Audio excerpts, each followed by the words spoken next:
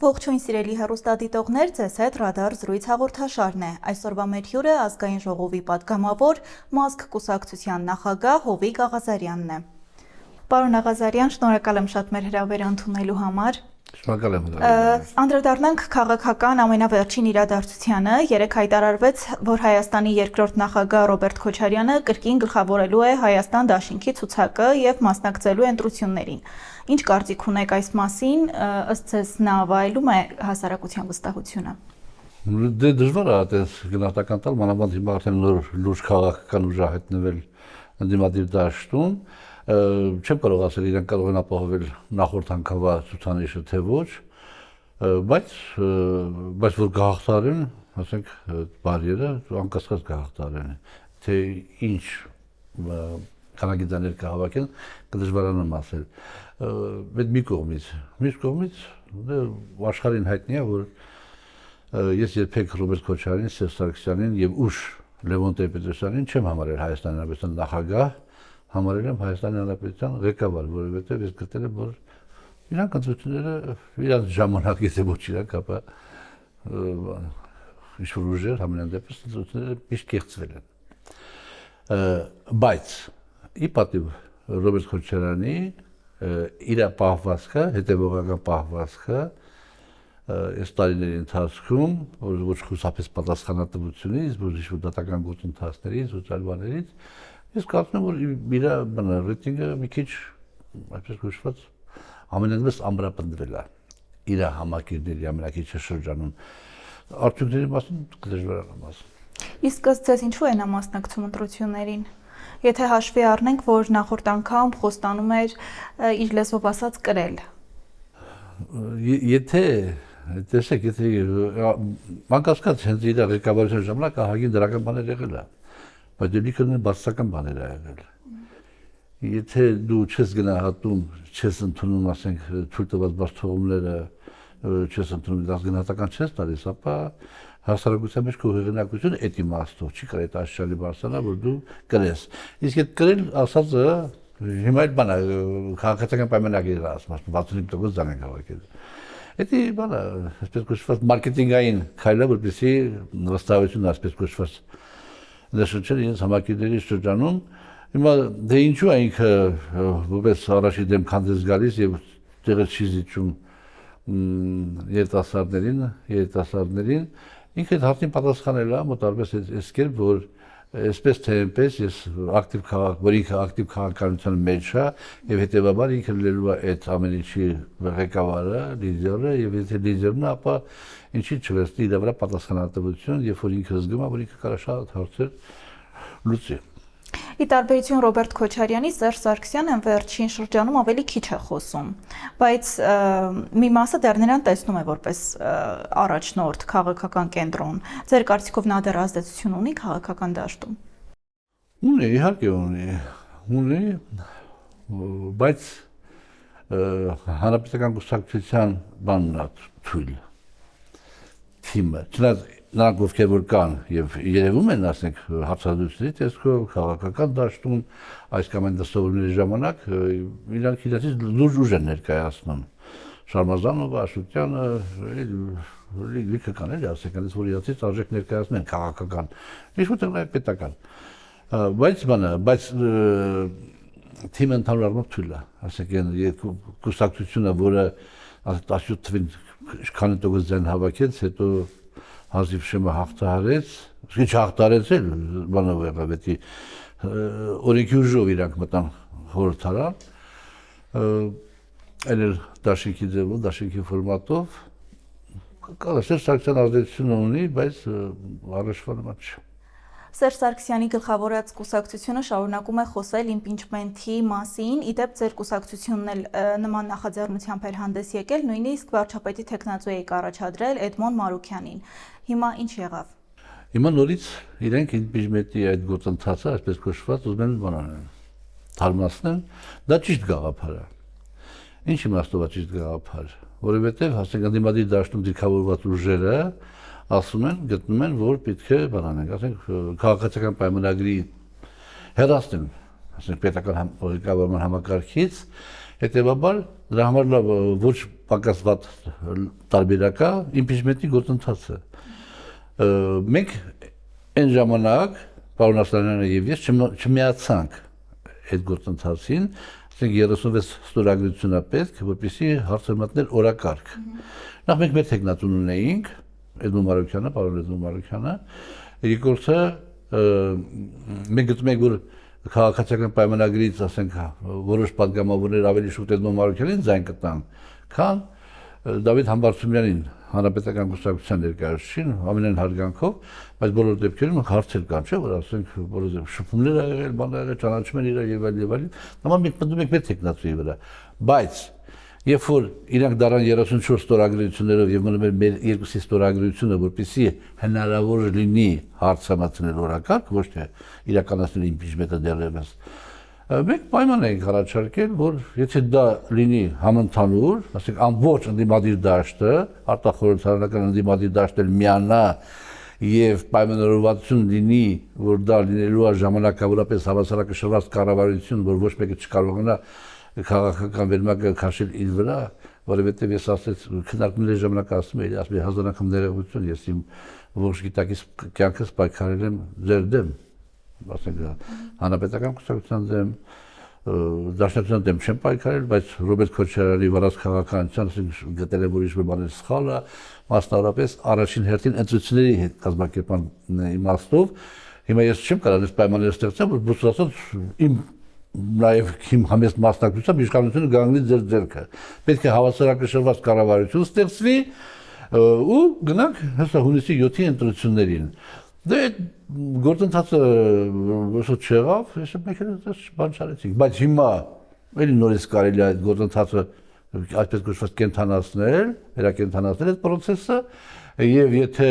մեր ձևով շարժումը Հայաստան դաշինքը, ասենք միասնության թևերը կգտնեն, որ կարելի է ընդամենը 3 ամսով, 2.5 ամսով ստեղծել ժամանակավոր կառավարություն եւ գնալ ընտրությունների առանց իշխող ուժի վարչական ռեսուրսների եւ ռեպրեսիվ ապարատի կիրառման, ապա մենք քննարկենք այդ հարցը։ Պարոն Աղազարյան, իսկ հիմա Մարուկյանի հետ կապ կա։ Հա, իհարկե մենք քննարկումների մեջ ենք, ինչպես պարոն Մարուկյանի հետ Հնարավոր նրա հետ մասնակցեք ընտրություններին։ Հնարավոր է, բայց դեռ հələ հարցեր կա, մի քանի սկզբունքային կետեր կա, որտեղ մենք համաձայնության չենք գալիս եւ ուրիշ ուժերի հետ ենք բանակցությունների մեջ, երևի մինչեւ մարտի վերջ արդեն պետք է որոշակիանա, թե որ ուժերի հետ։ Այստեղ ուրիշ խնդիր կա։ Դե բնականաբար մենք այն ժամանակվանից հայտարարել ենք, որ մենք չենք միանա Ռոբերտ Քոչարյան, Սերժ Սարգսյան ուժերին այդ առանցքի վրա գտնվող ուժերին չենք միանա գաղափարական լուրջ լրջագույն տարաձայնությունների պատճառով եւ ճշմարտության դեմ չմեղանչելու համար ասեմ որ ունեցել չի որ իրանք առավոտից երեկո մեզի խնդրում են, աղաչում են, որ մենք միանանք, մենք էլ մերժում ենք։ Չէ, այդ բաները չկա, մենք էլ ցանկություն չունենք։ Բոլոր մյուս ուժերի հետ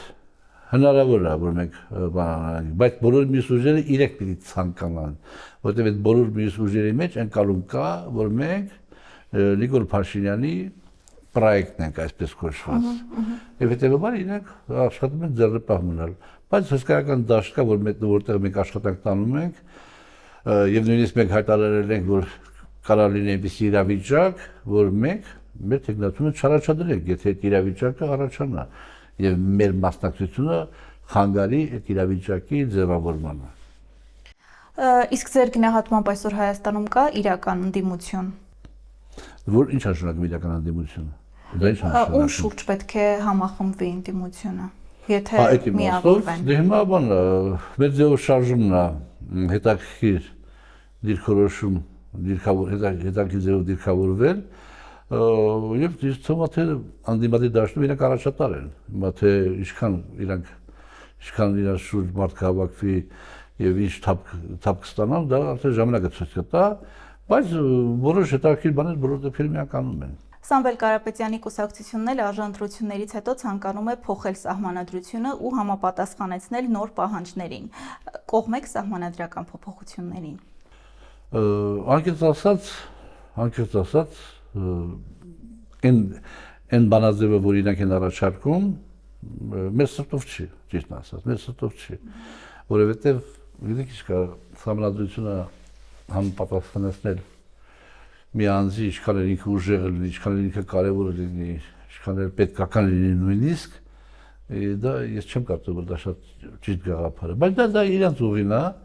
իրանք ոնց են ասում են ընտրություններում կհաղթենք, 70% ենթադրենք թե ձայն կհավաքենք, կամ որևէ մի ուժի հետ միասին 70% կլինենք, բան կանենք, համանդրությունը կփոխենք, այդ հոդվածները կփոխենք, եւ հետո դրանից հետո Սամվել Կարապետյանը կարող է դառնալ վարչապետ։ Չէ, այդքան մեծ սրտով չի։ Կողմ չեք սահմանադրական փոփոխությունների։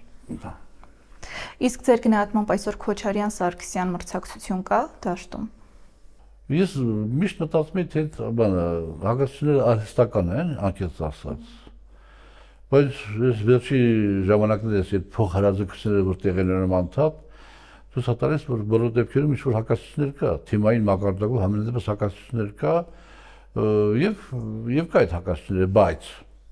բայց ես վստահ եմ, ավելի քան վստահ եմ, որ եթե ասենք Քոչարյանը Հայաստանը հավաքի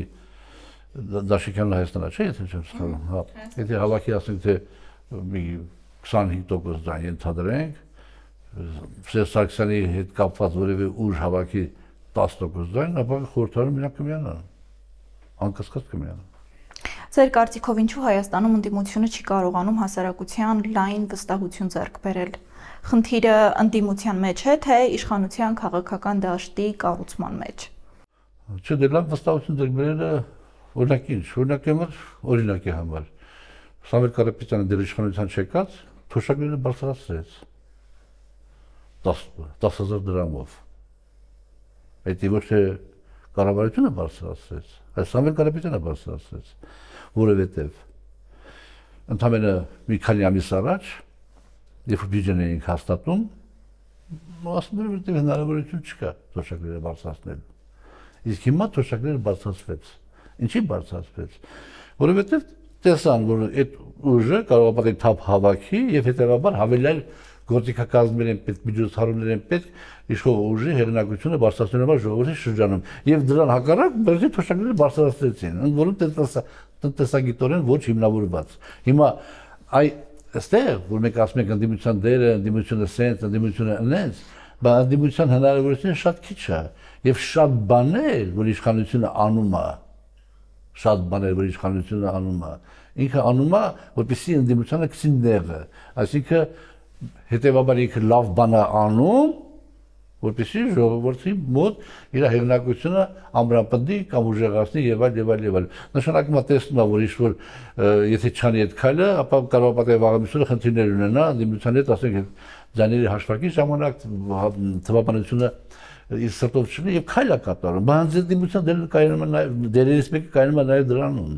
Օրինակի համար վերցնենք հասարակ բան, Տավուշինը երբ որ այդ սահմանազատումը տեղի ունեցավ, այդ գյուղերի հետ կապված խնդիրները տեղի ունեցավ եւ բանը վարչապետը անընդհատ բաներ անում, անընդհատ իր ելույթների ժամանակ դիմում էր Հայաստան Դաշնության պատգամավորներին, մասնավորապես Գառնիկ Դանիելյանին, ո՞նց է Կիրակի եկեղեցին, ո՞նց է Կիրակի եկեղեցին, ո՞նց է, ինչ է, մնաց Ադրբեջանին, հանգիստ կարելի է ասել հետևել ձեր, հետևել պատասխան տալ։ Եթե մենք չլինեինք, իրաց փոխարեն եմ ասում, եթե մենք չլինեինք, այդ եկեղեցին կմնար Ադրբեջանի տարածքում։ Դու որպես վարչապետ բանակցելով Ալիևի հետ, գտնելով որ դա շատ վտանգավոր հետևակ կարող է ունենալ ձեր քաղաքական ռեյտինգի վրա, Ալիևի հետ եւ ասել եք որպեսզի այդ ընդդիմության բիրանը փակվի, Ալիևից գիծը տանենք, որպեսզի բանը եկեղեցին լինի Հայաստանի տարածքում լինի։ Օրինակի համար, ասենք մի քիչ պարզունակ բան եմ ասում, բայց բոլոր դեպքերում տեսականորեն հնարավոր բան է։ Հետեւաբար ընդդիմությունը դա շատ կարևոր մաս է իշխանության եւ հիմա որոշ դեպքերում ճիշտ են աշխատում, որոշ դեպքերում սխալ են աշխատում, բայց դա արդեն ուրիշ հարց է։ ՀՅԴ-ի հետ ձեր հարաբերությունները վերականգնելու փորձ չեք արել, չեք ուզում կրկին նրանց հետ համագործակցել։ Եթե իրենք չմիանային Ռոբերտ Քոչարյանի հետ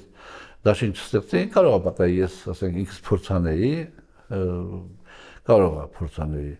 բայց քանի որ իրանք Ռոբերտ Քոչարյանի հետ գնում են, ասենք, մի դաշինքով, ես ինչպես ասեցի, տարաձայնություն, ես չեմ դնում նույն նժարի վրա Ռոբերտ Քոչարյանի հետ, բնականաբար, Բայց բոլոր դեպքերում աշխարհանկարման իմաստով, արժի համակարգային իմաստով,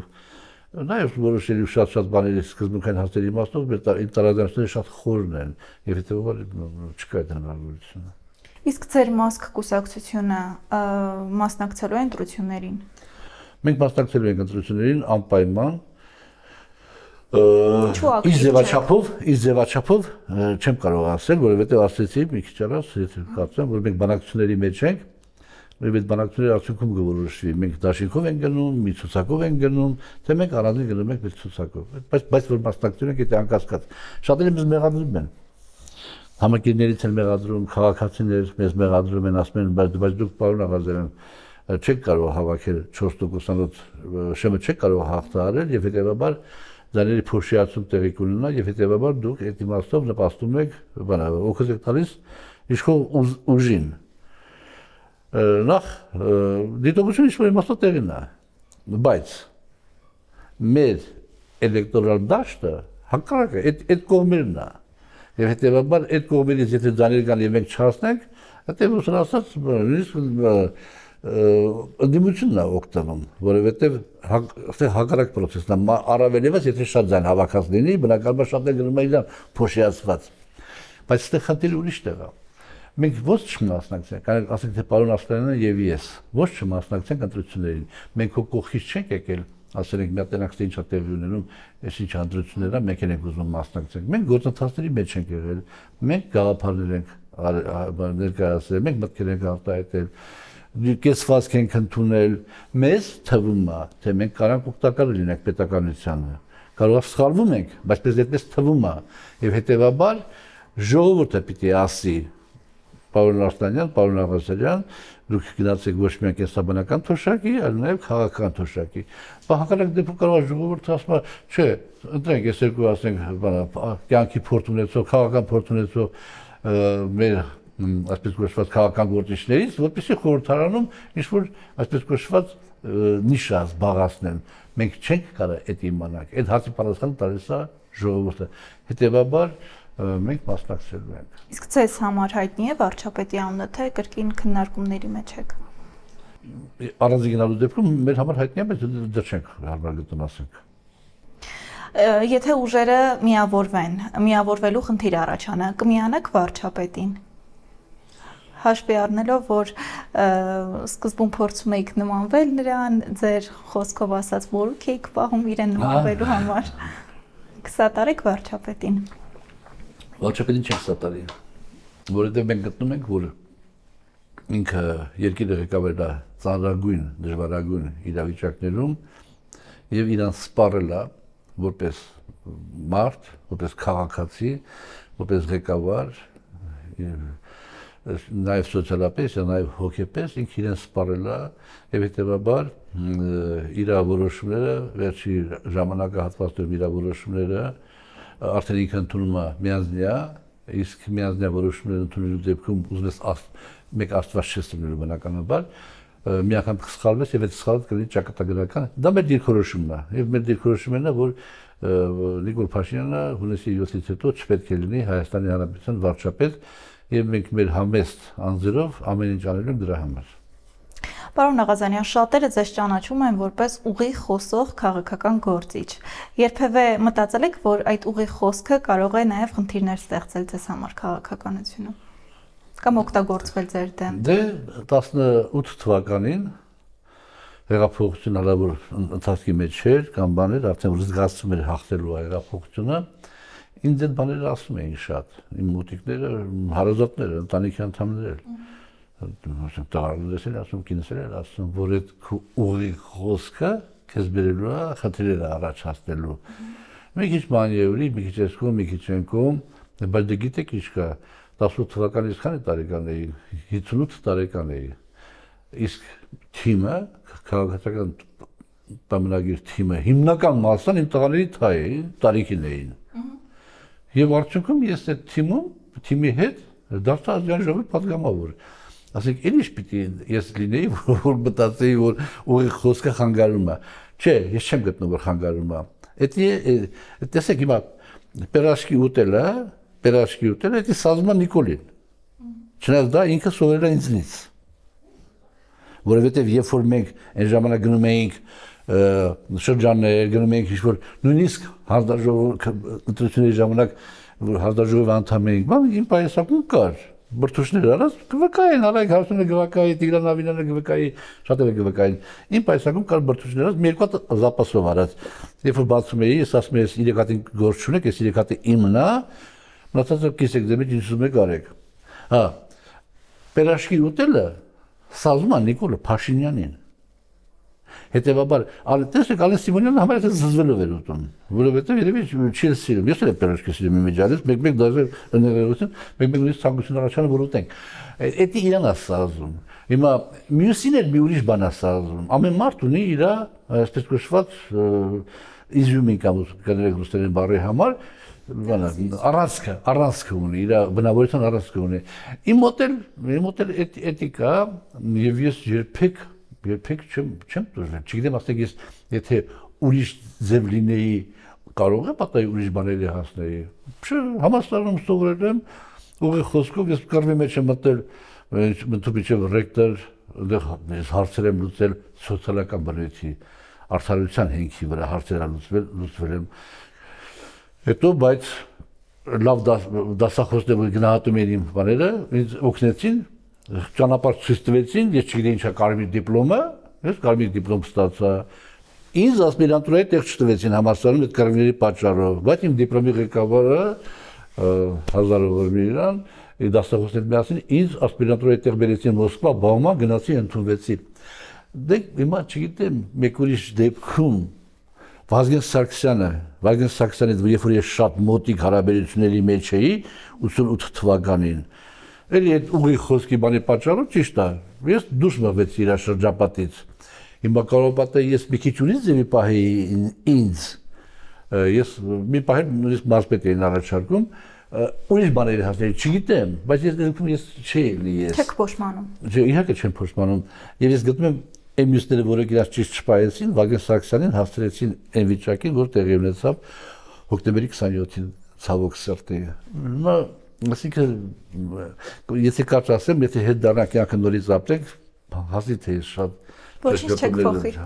Ուղղակի երբ որ ես բավական ավարտեցի, պաշտպանեցի տեխնոլոգիական թեզը, մտածում էի, որ հեսա գնամ նաև դոկտորական պաշտպանեմ, ու գիտության մեջ խորանամ։ Բայց երբ որ պաշտպանեցի եկա, սկսեց Արցախյան շարժը որ սկսվեց,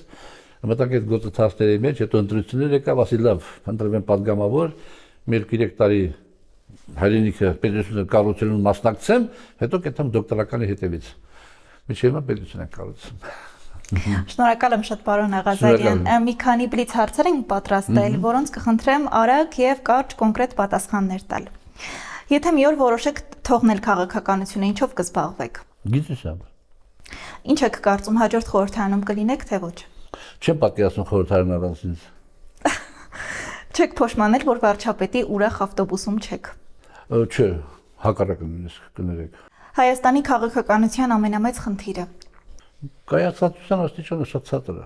Ամենաուժեղ ընդդիմադիր քաղաքական գործիչը Հայաստանում ձեզ համար։ Ռոբերտ Քոչարյանը։ Որ քաղաքական ուժը կարող է դառնալ իշխանության իրական մրցակիցը։ Մեր ձևով է։ Մեկ քաղաքական որոշում, որը հետ նայելով կփոխեիք։ Չէ, ասեմ որ դեպքերում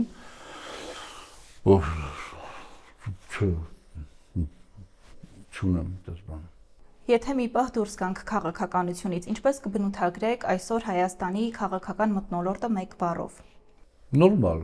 Քաղաքականության մեջ ամենադժվար որոշումը, որին բախվել եք որպես պատգամավոր, որն է եղել։ Վարչապետի մերժելը,